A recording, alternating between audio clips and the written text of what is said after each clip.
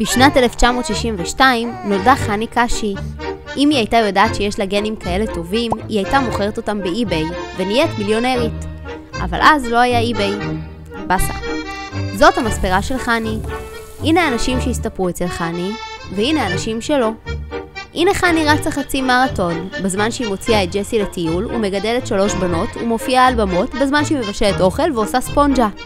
אמרנו כבר גנים טובים? כן, אמרנו.